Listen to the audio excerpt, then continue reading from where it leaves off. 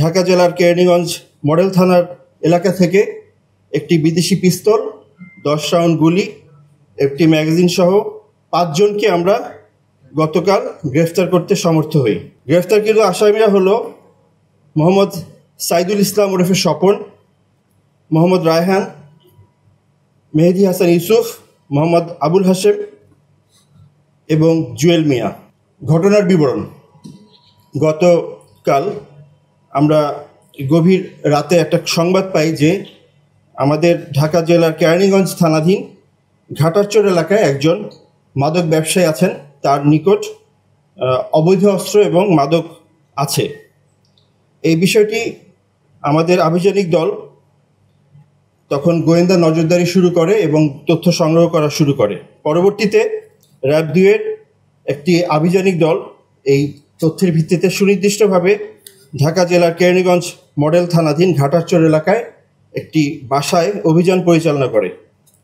অভিযান পরিচালনাকালে আসামি মোহাম্মদ সাইদুর রহমান ওরফে স্বপন, যার ব্যাপারে আমরা ইতিমধ্যে তথ্য পেয়েছিলাম যে তার কাছে অস্ত্র আছে, এবং তাকে আটক করা হয় এবং তাকে জিজ্ঞাসাবাদের পরে সে স্বীকার করে যে তার বাসার যে বেডরুমে সে বসবাস করে সেই বেডরুমের খাটের নিচে একটি বিদেশি পিস্তল, 10 রাউন্ড গুলি এবং একটি ম্যাগাজিন আছে। আমরা তখন তল্লাশি করে সেটা উদ্ধার করি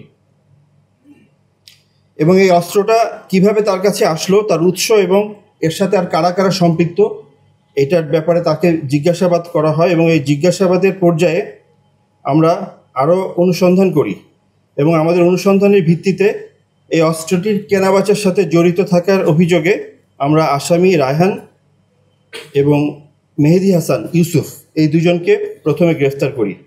তাদেরকে সাভার জেলার ভাতুরকা এলাকা থেকে গ্রেফতার করা হয়, সাভার থানার ভাতুরকা এলাকা থেকে গ্রেফতার করা হয়। আসামি রায়হান এবং ইউসুফের দেয়া তথ্য মতে তারা এই অস্ত্রটি আসামি মোহাম্মদ আবুল হাশেম এবং আসামি জুয়েল মিয়া এদের কাছে রাজধানী মোহাম্মদপুর এলাকা থেকে সংগ্রহ করে বলে জানিয়েছিল এবং এই একটা চক্র, তারা এই অবৈধ অস্ত্র কেনাবেচা এবং এগুলা লেনদেনের সাথে জড়িত। গ্রেফতারকৃত আসামিরা ঢাকার বিভিন্ন এলাকায় অবৈধ অস্ত্রের ব্যবসার সাথে জড়িত, জমি দখল, চাঁদাবাজি সহ বিভিন্ন সময় অস্ত্র প্রদর্শন করে সাধারণ মানুষের মাঝে ভীতির সঞ্চার করে। র্যাব আইনশৃঙ্খলা পরিস্থিতি স্বাভাবিক রাখতে দুষ্কৃতিকারী এবং স্বার্থান্বেষী মহলের অপতৎপরতার সাথে জড়িত সকল ব্যক্তিদের আইনের আওতায় আনার জন্য বদ্ধপরিকর।